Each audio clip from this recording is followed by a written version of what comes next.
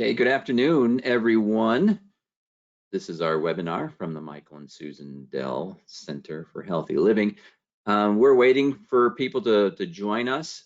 Today we have a speaker, Dr. Monika Arora. I'll introduce her in just a few minutes, so hang with us and we'll start the program in a minute or two.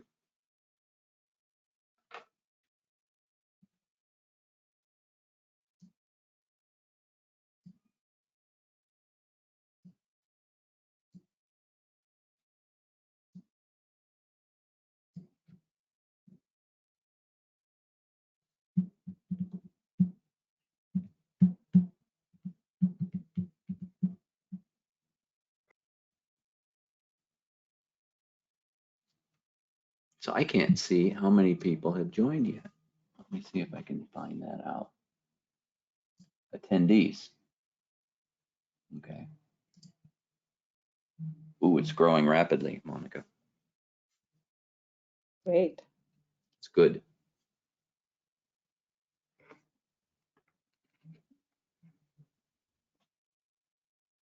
It's okay. If you just joined us, I'm going to start in about 30 seconds with an introduction, and then we'll get going with the webinar.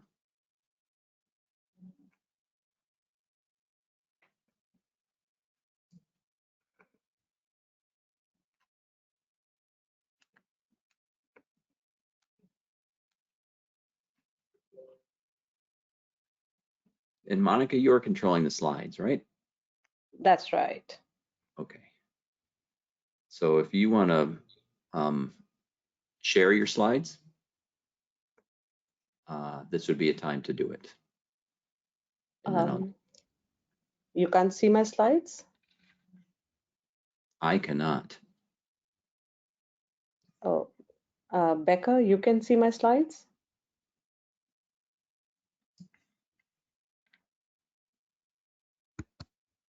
No. Okay. Oh, now I see it. Is it? All right. Perfect. All right.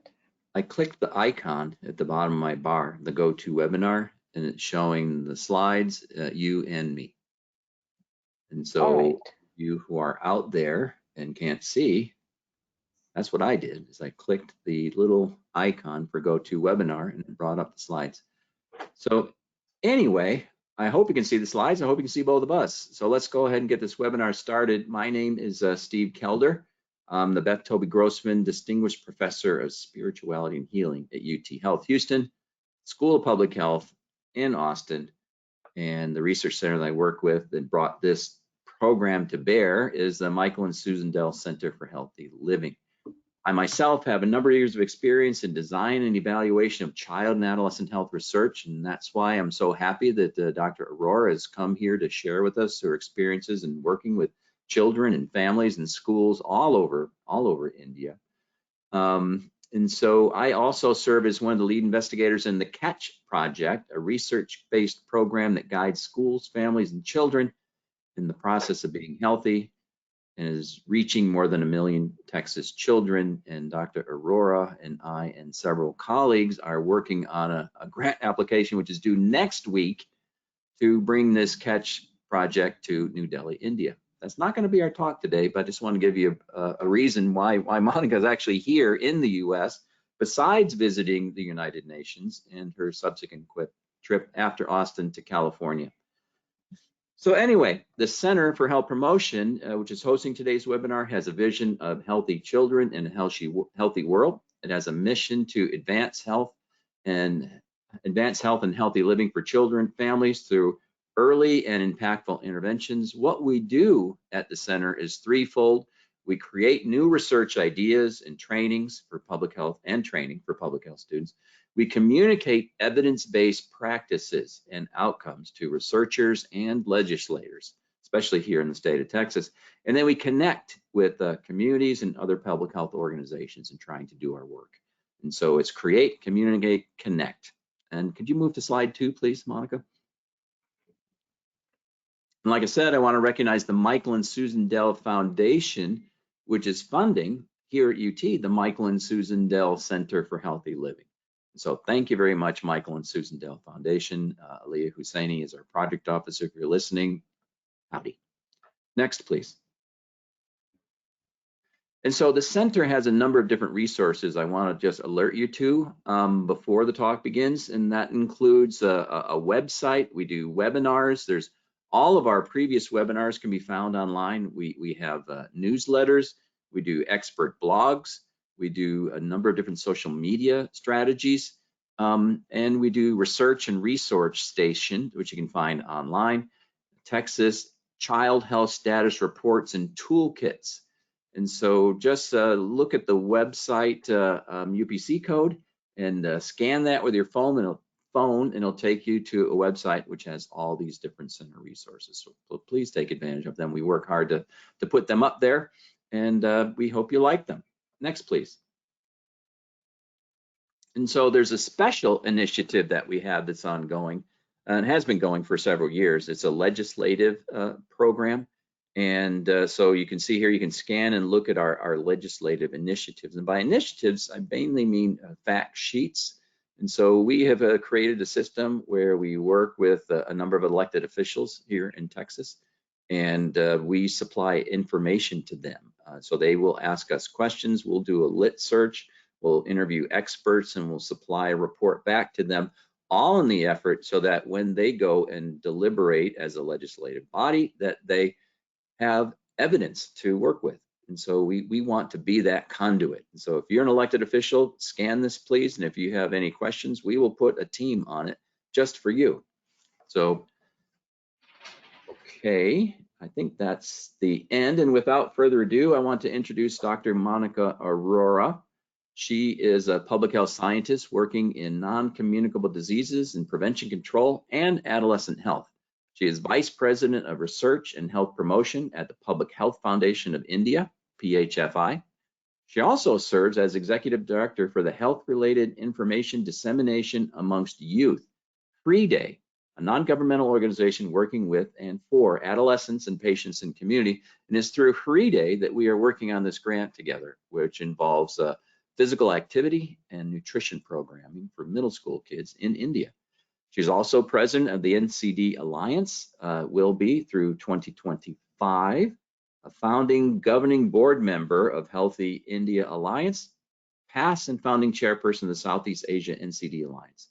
So her research includes design, implementation, evaluation, group randomized trials, behavioral research, mixed method research, policy research, implementation science, and impact evaluation policies and programs. So as you can tell, she's been around and has been involved in lots of activities which are in India, but also extend back here to the United States, and working with a number of different colleagues all over the country, including the United Nations as a representative. And so I'm very pleased to introduce to you Dr. Monika Arora and her talk today on implementation research and peer education, improving adolescent health outcomes from the you're going to pronounce that for me, please, Saitha study in India. Satya. The floor is yours, Monika. Thank you so much for that detailed introduction. Welcome everyone to the webinar, and this study is called iSathya because the peer educators are called Sathya in one of the study states, which actually means in Hindi friend or a companion. So I'm presenting to you one component of this implementation research. We have multiple components of it, a quantitative study, we have a costing study linked to it, but I'm going to present the process evaluation and the qualitative data that has been analyzed. But to start with a bit of background, why this research? So India is home to one of the world's largest young population, including adolescents and youth, to a number of 378 million, which obviously means that the government of India is very keen on providing healthy and wellness environment to these adolescents so that they are able to not only provide economic productivity, but also reduce health expenditure by being healthy and also interrupting the intergenerational transmission of poor health, poverty, and discrimination by empowering and providing an enabling environment to the current adolescents. Also realizing that $1 spent in adolescent health is expected to yield 10-fold return in health, social, and economic benefits, because we are not only investing in the current generation, but in the future generation as well. As these adolescents become future parents, these healthy behaviors would translate into their family practices as well. Quickly to talk about the burden of risk factors that we are addressing. So India has a dual burden of both undernutrition and overnutrition, though we are seeing a reduction of undernutrition, but we are simultaneously seeing a rapid increase in overweight and obesity among adolescents. For physical activity, lot of adolescents are insufficiently physically active. The number is about 74%. So definitely interventions are needed to motivate them for physical activity. And one reason why we are tying up on Catch program to be able to translate some of the learnings from here into Indian context. Tobacco use has been reported to be reducing because of number of efforts by the government, as well as multiple other interventions which are happening along the sides of a framework convention on tobacco control, which have reduced tobacco use, but still smokeless tobacco is prominent form of tobacco use in India. And that is where much of the intervention is targeted currently through the school settings and for out-of-school adolescents. Sexual health, we do have a number, 7% girls having begun childbearing between the age groups of 15 and 19. We do have first married girls and boys reporting the legal age for getting married, so just at the borderline. And mental health is becoming very important health intervention area, both for the government and for the health system, because of students reporting examination and results pressure, the studies and mood swings related to that, as well as anxiousness. So to address all these risk factors, the Government of India, Ministry of Health and Family Welfare launched a comprehensive program for adolescents, which is called Rashtriya Kishore Swasthya Karyakram in 2014. And this is our National Adolescent Health Strategy. It focuses on 6 themes, unlike what it was earlier before 2014, where the focus was largely clinical, that is providing adolescent-friendly health clinics for adolescents, and the focus was largely sexual and reproductive health. But seeing these health figures and the risk factor burden, this has been now converted into preventive and promotive program rather than just a clinical program. And the peer education component for this program was launched in 2016. The program focuses on 7 C's because they do realize there has to be very close coordination between different ministries who are targeting adolescents. So it is Ministry of Health, Ministry of Education, Ministry of Sports and Youth Affairs, and others who have very important role. Similarly, on communication, communities, counseling, and clinics all form a part of this comprehensive program. The key implementation approaches are in 3 pillars. So we have facility-based approach of adolescent-friendly health clinics. We have school-based approach, so interventions are being given through Ayushman Bharat school health program, apart from having screening done in the school setting and providing iron folic acid supplementation, deworming, provision of sanitary napkins, and peer education program is in the school setting as well. And the community setting is largely for adolescents who are out of school. And we particularly wanted to look at the peer education program But as we started studying the program, we realized that more than 90% of the adolescents were actually in school as well. So very few out-of-school adolescents were recruited in this program. So there may be overlaps between the peer education program in the community and the school-based approach. Now, why we looked at peer education program, it's because the literature was questioning the effectiveness of PE intervention when we started envisaging this research in 2017. The evidence at that time was that peer education program does show improvement in knowledge, but no effect on behavioral outcomes of youth and adolescents. However, in the Indian context, a study done with University of Texas colleagues, Project Maitri, which was on tobacco control and preventing tobacco use among adolescents, 2 years of our multi-component study, which included a component of peer education, actually showed that the tobacco use decreased in the intervention group over 2 years, whereas there was an increase in the control group. So there was success of peer education programs while the global literature was not supporting it as a sustainable approach. However, while we were designing this study, there was another review in 2020 by Siddiqui et al., which did bring about that there may be some limited effect on behaviors related to knowledge, peer education, and there may be an overall response to improve the sexual and reproductive health of people. So the point here is that this research, which was published, was mostly from Western countries and was specifically for sexual and reproductive health programs. However, the Indian program includes 6 themes, and I'll come to what difference that makes.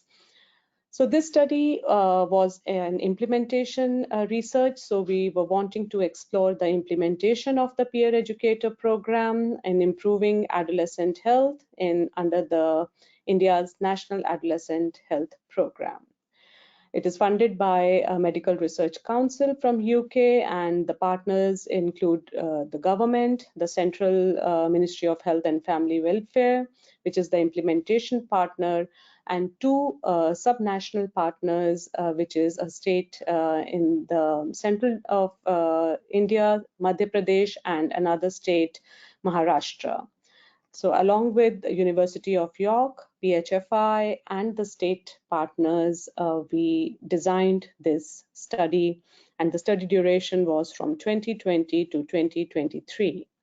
And important to note here is the study duration. So as soon as we selected the states and the districts we wanted to work with, COVID hit us.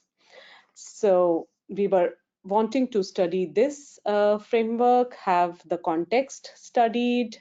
We wanted to see the implementation, mechanisms of impact, and outcomes. Very neatly, our study was designed, but not realizing that what we would actually end up studying is the context as COVID, because we had to change our research question according to the COVID context. At the time we were starting the study, the states were requested to start recruiting the peer educators, and we will start data collection as the peer educators are being recruited, because recruitment also has an impact on outcomes as to who gets recruited. However, these adolescents as peer educators were recruited, and we could not travel to states for data collection. We did some situational analysis, and we realized that peer educators had already started rolling by working with frontline health workers who they are supposed to report to and get trained, because all the frontline health workers were busy in COVID response. So all the peer educators were in the field. And we had to immediately revise our research aims, and our advisory committee said it is very important to capture what these peer educators are doing in COVID-19 response. So these are our research aims describing the process of implementation and context of peer education program in these 2 states, understanding the peer educator engagement during the COVID-19 pandemic, understanding the costing part of implementing this program in 2 states, because the 2 states have different implementation model. The Madhya Pradesh has NGOs to support the government in delivery of peer education program and to train the peer educators, supervise their sessions and the like. But Maharashtra is a completely government-led model. They do not have the support of NGOs. So it was again important to see how this implementation differed. And lastly was to identify the key components in this program which can be scaled up by other states and in other districts of these study states. This is our method. So it is cross-sectional study with process evaluation. Earlier, it was designed to be group randomized trials so that we could have compared the intervention and control districts to show impact. However, with the change in COVID scenario, the study design changed, and also we knew the implementation would go very differently, as with the COVID, states were allowed to use their own methods to implement the program. Nevertheless, we did select 2 districts where NGO model was being rolled out and 2 districts in Maharashtra where the government model was being rolled out, employing knowledge attitude practice survey, out-of-pocket expenditure survey, cost data, routine program data was collected before the program, during, and also 1 year before COVID to be able to see what the trends were of the program participation. In-depth interviews, focus group discussions with stakeholders, and semi-structured observations of the facilities. This is how the states were selected. 2 states were in consultation with the federal government. Then 2 districts were selected at each state level. But for the block levels, we did use female literacy, tribal population, and villages were selected using PPS so that we get a good representation of the district in our sample. So we were able to survey about 3,123 adolescents who were under peer educators, and about 238 peer educators. So each peer educator has under them about 15 to 20 adolescents that they do sessions with. This is socio-demographic characteristics of the adolescents. I will not be going a lot into the quantitative, but just to highlight that one observation we saw from the data was on the socio-demographic status.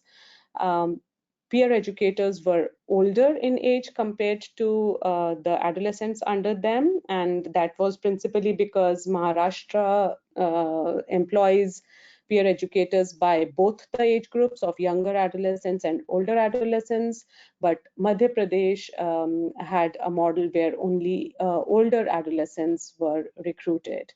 Also, peer educators were privileged on education and asset index. So that was something we will be studying why that is happening in our subsequent research studies as we follow up these cohort. This is our logic model, the kind of inputs and the activities which were selected for evaluation output in terms of number of people who were recruited. This was our process evaluation data, and we were looking at short-term and long-term outcomes in terms of change in their knowledge, increase in their engagement, increased referrals to health systems. So the main objective of bringing the peer educator program is around increasing the referral to the adolescent-friendly health clinics where the footfall was very low. This governed our research design. Quickly to come at results. So we looked at various program activities, which was selection of peer educators, their training, the sessions they conducted, adolescent-friendly club meetings, which are conducted just before they are about to do a session, which also serve as booster trainings, Adolescent health and wellness days are done like big health camps or jamboree where adolescents and community members as well as parents participate, and adolescent-friendly health clinics.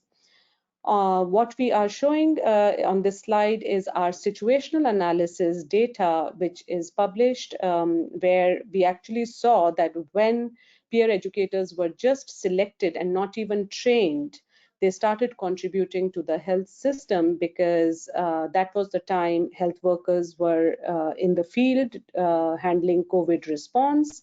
So an immediate success which we could see from this situational analysis was that peer educators, just by being labeled as peer educators, they stepped up as innovators, communicators, and bridged the gap between the health system and the community by providing prevention messages, distributing masks, sanitizers, grocery, as it was needed for areas where people were cordoned off and could not go out because they were in the red zone.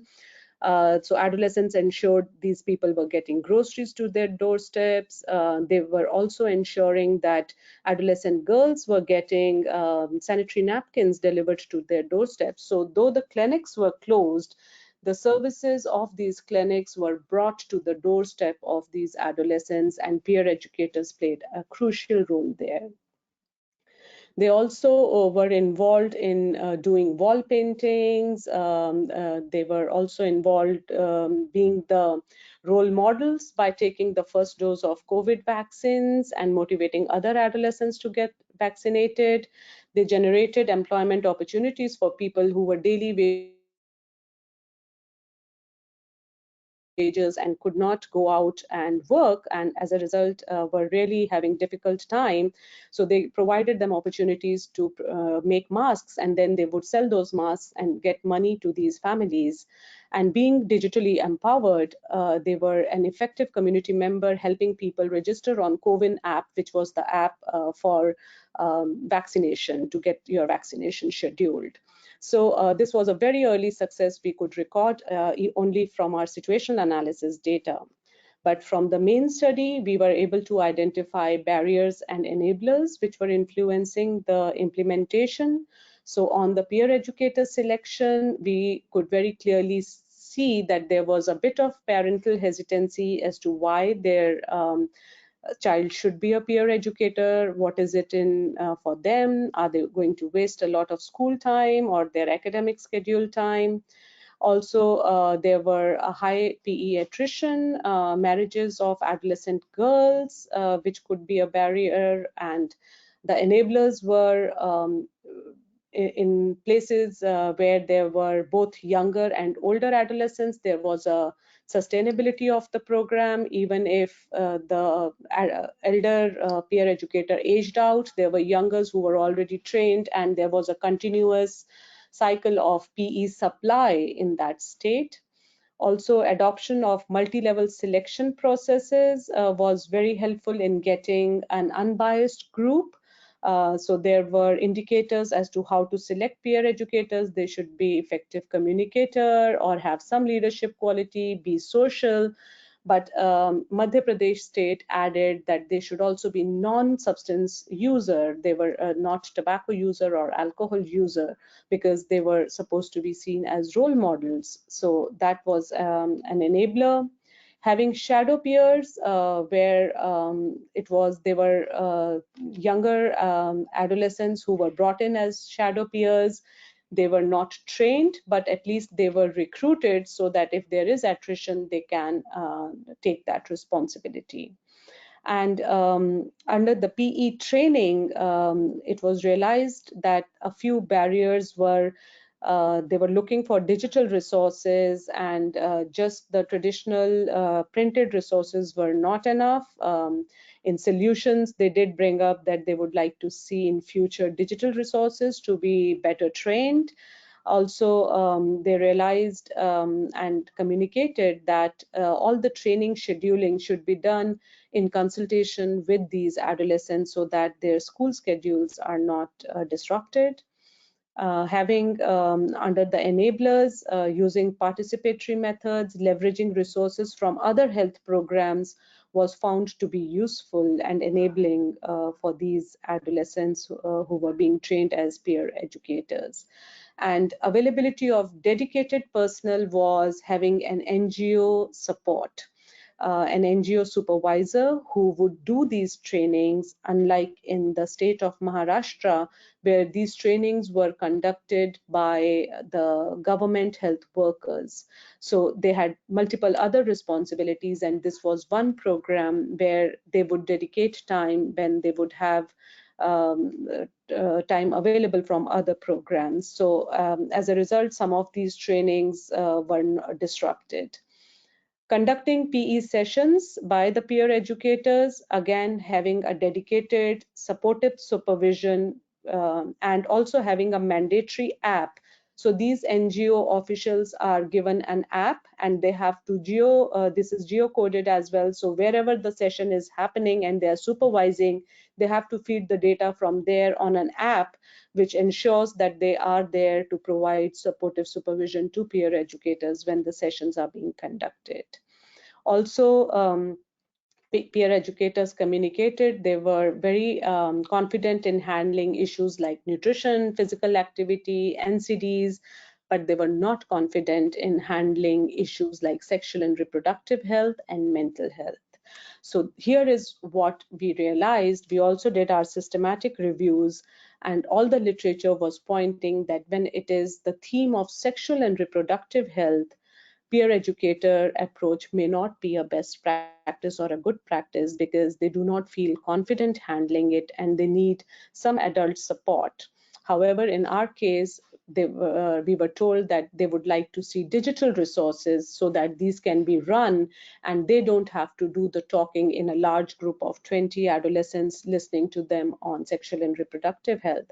However, the literature and our systematic review, which is on other health themes, is in the offing, is actually showing that peer educator approach for substance abuse prevention, for nutrition, for physical activity promotion, all have a very positive impact in terms of bringing about not only change in their knowledge, but behaviors as well.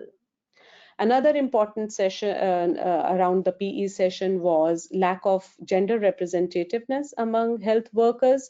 So most of the health workers who are frontline health workers in our health system are women.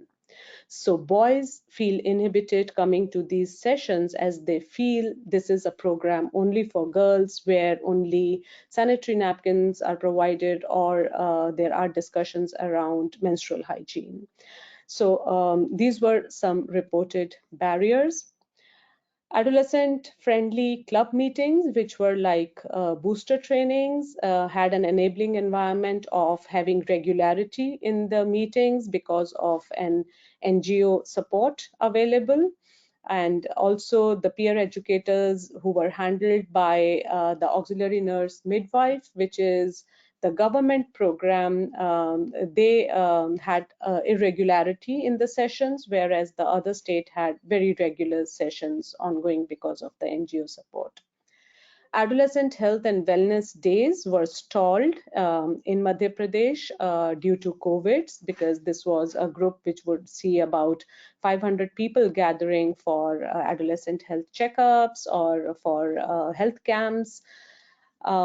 But in Madhya Pradesh, they scaled down. They did not stop these, but the program continued. So the lesson here was when it is a government-led model, things continue to flow even with lockdowns because they are continuing to work. However, NGO model completely stopped because NGOs were, their contracts were not being renewed at that time. Things were under lockdown and they could not conduct the sessions.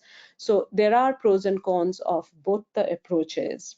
Adolescent-friendly health clinics, again, these have dedicated counselors. There are timings which have been set to be appropriate for adolescents to avail services. However, the reasons why they were not having enough footfall was hesitation of adolescents to go, lack of awareness that such centers exist.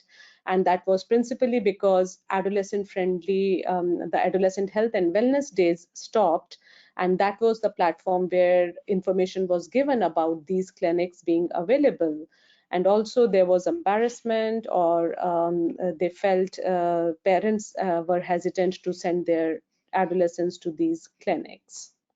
So we did an analysis to check the compliance of these adolescent-friendly health clinics with the national benchmarks, because these benchmarks are to ensure that the clinic environment is welcoming for adolescents, and if that was a reason that these were not being adequately used.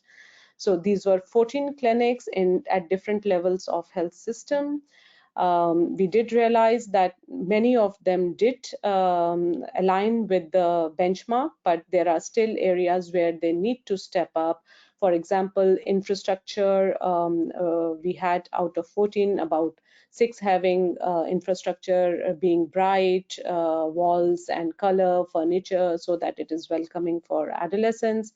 Similarly, for convenient working hours, awareness about clinic, as well as how confidentiality was being maintained, whether the waiting area was a bit secluded, or adolescents would be judged sitting there in the waiting area.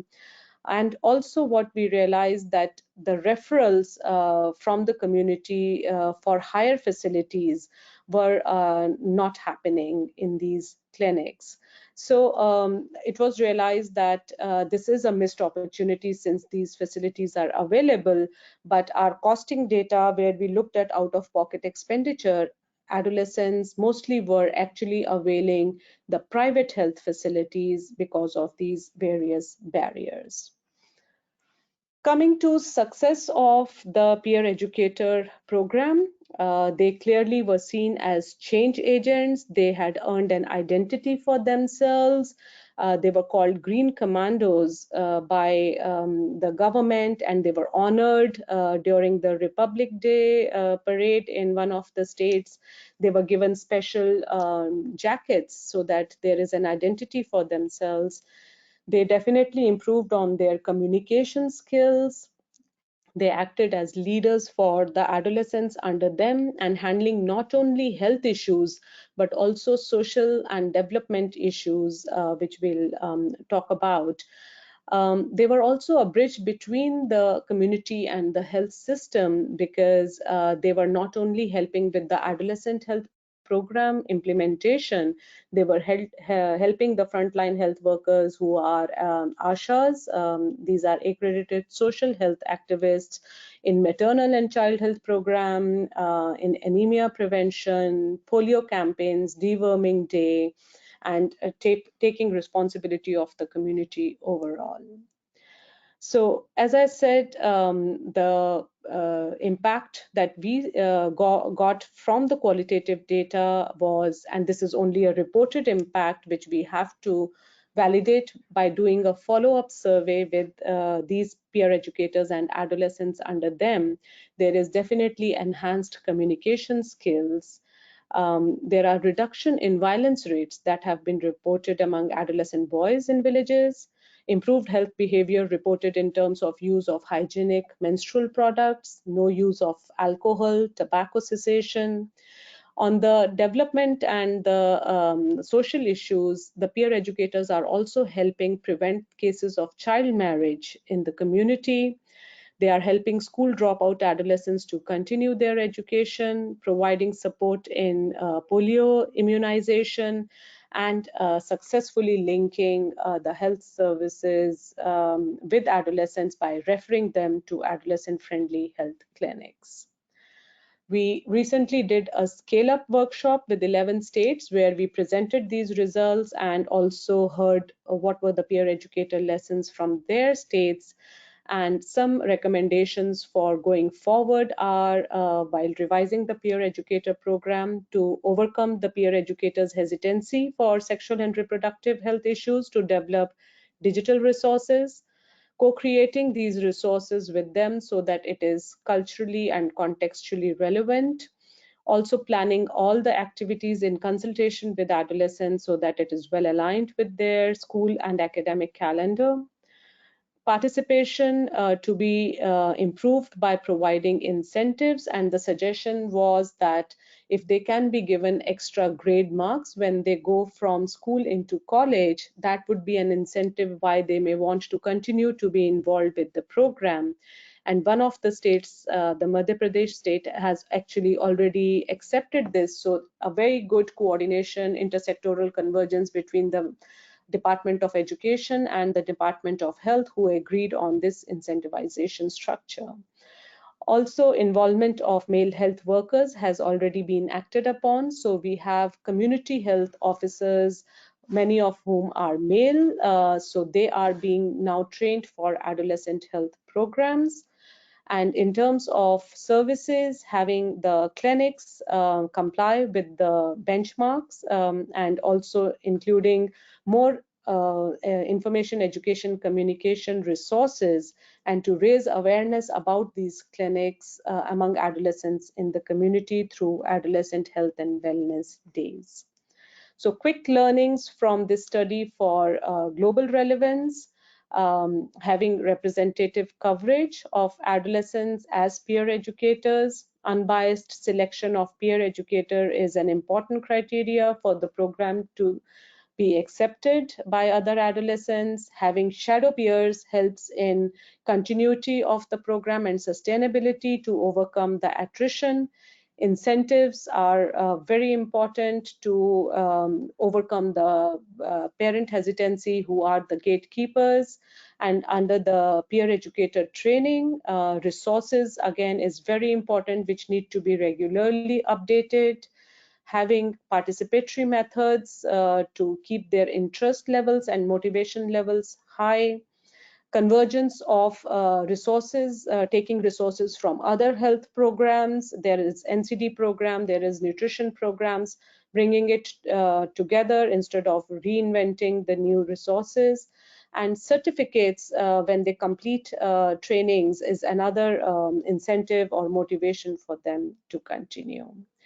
So with this, I would just like to highlight these are our publications already available, but many more publications from our quantitative results, costing, and this qualitative as well are in the offing, and we would be able to share with everyone as they are available.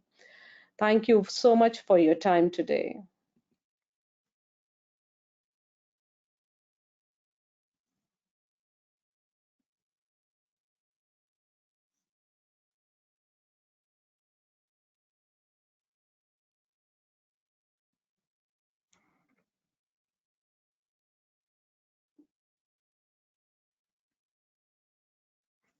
Steve, over to you.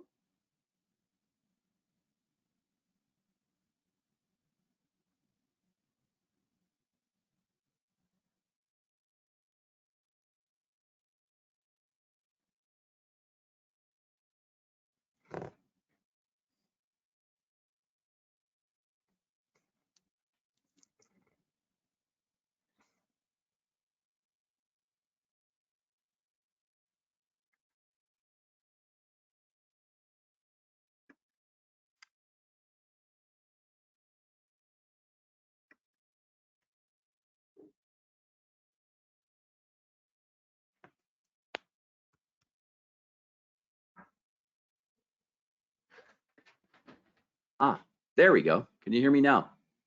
Yes, we can hear you. Great. Thank you. Thank you for a very interesting presentation. We have time for questions, and all of you, if you look on the right-hand side of your screen, you've got a chat box. And so if you have questions, just type them in there, and I will play moderator and ask them directly to Dr. Arora. While we're waiting, I have a few questions, if you don't mind, Dr. Arora, and that is,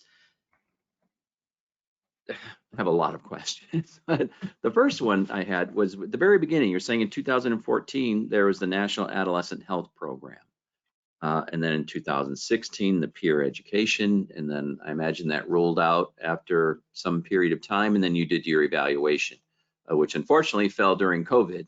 It looks like you did the best you could and got lots of useful information out of this. Please explain a little bit about your government processes, about whose idea and how did it come about that there is a national adolescent health program in the first place, and then how is it decided that peer education should become a piece of it? You cited literature, but not the underpinnings of what happened, and maybe just explain a little bit about that. Yeah.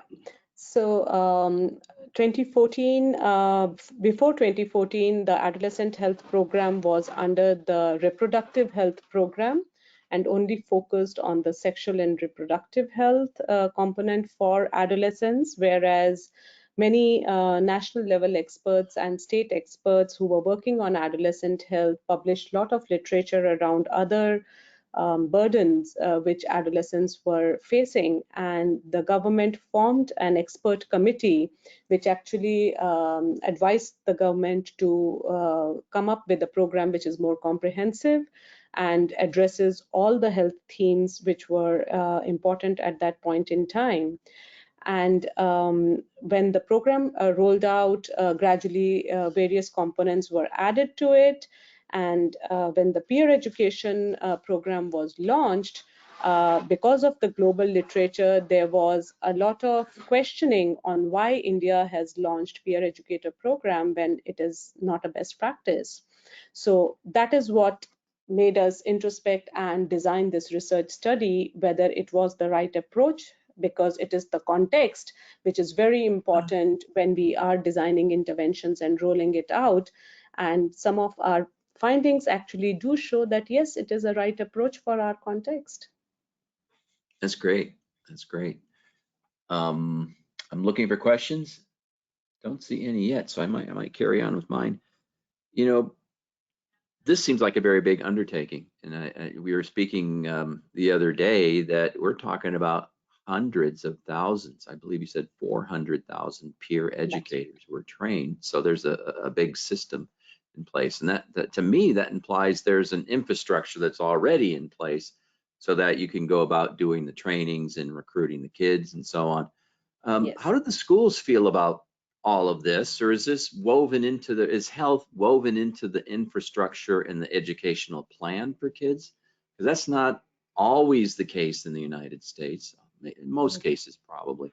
But there's often conflicting interests between parent groups and schools, which here at least are measured by academic achievement metrics and not on health metrics. So can you talk about the value of health in education and the acceptability of, wanting to do more for kids in the health realm within the space that's provided for education for kids? So because this is a national program, it is being implemented by most of the states in India. And every year under the peer education component, these state governments train peer educators, and the number annually that is trained is 400,000, close to that many peer educators. And under them, there are another 15 to 20 adolescents who get these sessions after the peer educators are trained. They conduct sessions. So many contact points. So the number multiplies every year, having new cohort that comes in. So because there is this infrastructure where the state governments have health officials, frontline health workers, they are trained in a cascade training model. So medical officers get trained at the state level. They in turn train the auxiliary nurse midwife, and ASHAs as well as counselors are trained to be able to implement this program. And then ASHAs further train adolescents, and the states which have NGO model, there the NGOs would train the adolescents. So there is a complete cascade training model which ensures that at one time all the state governments are functioning in the best possible way they deem appropriate to run the program, because we are a federal structure. So states are given independence to implement the program the way they feel is most appropriate. The designing is done at the central level, but then it rolls out with the state government leadership. So as a result, we have so many numbers that get recruited into the program every year. And this is the community engagement component. Under the school engagement component, there is a good coordination between education department and health department, and health department showing that providing health awareness and health education interventions will not only bring about health benefits, but also academic outcomes, is what brought the two departments together. And under the school health program, which is the Ayushman Bharat, the school health program, we actually have the teachers who are trained, and they then become the implementers of programs with peer educators who are called the messengers at the school level to implement the health education. Oh, that's fantastic. We do have a few questions coming in. Let me scroll up. Let's see. Here's one. What's the role of parents of the peer mentors? How is that going? So the ones who are already recruited in the program, their parents are surely supportive. There is no formal engagement of parents, but mothers do get engaged when it is about letting their daughter use sanitary napkins or using any other menstrual hygiene product. So that is where peer educators do talk to mothers of adolescents who are under them in case there is any inhibition from the mother not allowing the daughter to use these products. So at that point, these engagements do happen, but adolescents do go back as peer educators and do talk to their families about nutrition, trying to bring about a change in their family nutrition practices so that they continue to be seen as role models. Yeah, that's fantastic too. Have you had other conflicts of note, or is this just working perfectly great? But within the parent, child, and or sometimes when we have programs, kids will say things back to their parents that the parents don't like based on our health education messaging. Does that happen in your world too?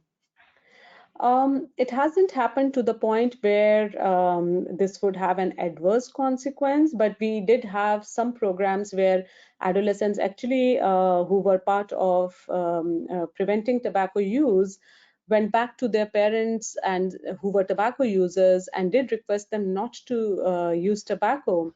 So we did see some of those impacts going back into the family, but India having a very close-knit family bond and societal bond as well.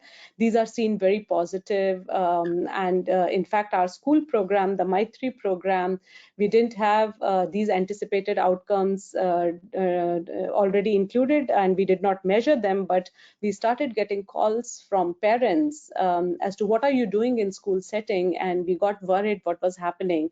They said, my husband has been a chronic smoker, and my daughter is so convinced with this program that she's emotionally blackmailing him to quit, and he has successfully quit. So there are those success stories. Emotional blackmail. That can happen sometimes, not always for the worst. All right, a few more questions. Remember, we have 7 minutes left, and write your questions in the text box. The chat box. Let's see, here's one. When you change the design from group randomized to cross-section, how did it affect your original goals and aims? So we are not able to show impact of the program quantitatively in terms of what has been the change in their knowledge, their perceptions, their skills, and their practices. So that is something we have planned in our follow-up research because this was for a particular period, and because we started during the COVID time, the program had a bumpy start, so it would not be right for us to do that kind of evaluation. But now that things have normalized, we do plan to have a follow-up because this will serve like as a baseline, and then we continue to follow up this cohort as they get into their life, into colleges. Let's hope we can continue to follow them up. Great. Here's another one about someone in the U.S. is thinking about doing something similar. I hope that happens. How do you recommend that we compensate adolescents for their work? They follow and say we have some rules against that in some cases here in the U.S. But what happens to the kids, and is there compensation, or what? Why do they want to do it? Yeah, we cannot compensate them monetarily. So that is why they are given incentives like getting a sponsorship for any course they may want to do. They can get sponsorship for that. They get certificates. They get extra credits for getting admissions later on. They get recommendations. So those are the kind of incentives that are worked out. So these are all baked into protocols then? Someone takes the training, they get a certificate. Someone is meeting their goals on a monthly basis and they get some other form of recognition that they can put in their student file or in their own personal portfolio when they're applying to schools and so on? That's right. Yeah, that's great. Let's see, here's another question. Is there collaboration being done with ASHA for education? For health education, yes, because ASHAs are the one who are actually training the peer educators, and also the sessions are conducted under ASHA's supervision. So there is close collaboration between ASHA and peer educators. Yeah, great. Well, that is about all of our questions. Are any final comments you'd like to say to this audience, Dr. Arora? Just that this health promotion approach of preventive, promotive interventions is well aligned with our government's vision of not seeing health as treatment of disease, but also not only prevention, but promoting health. And adolescents as peer educators are playing a big role in that direction.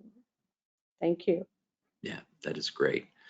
I'm going to ask one more question. I'm sorry, I thought of something while you were saying. And is there conflict, and if there is, how big is it, between using time at school to further advance individual and collective health goals versus training in calculus or physics or the large list of academic topics? There must be some kind of tension between the time the kids spend doing this versus studying for their exams.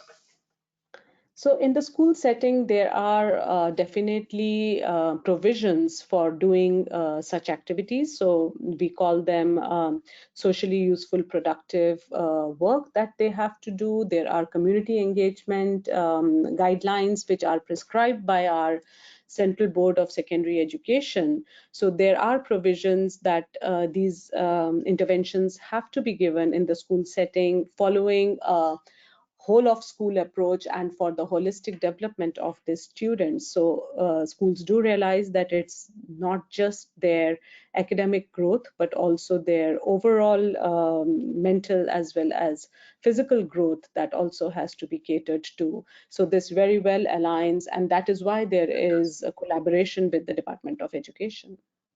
That makes sense. That makes sense. Okay, well, I think it's time to wrap this up. We're at the top of the hour, so thanks everyone for coming and visiting, and thank you, Dr. Arora, for sharing your experiences, interesting in India. And for the person who said they want to do this in the United States, I hope you can pull this off and go ahead and try it out, and you can come and give us a webinar at a later date about your successes and using similar strategies. So thank you again so very, very much, and we hope to talk to you again at this table sometime soon. Thank you for having me. Okay, bye everyone.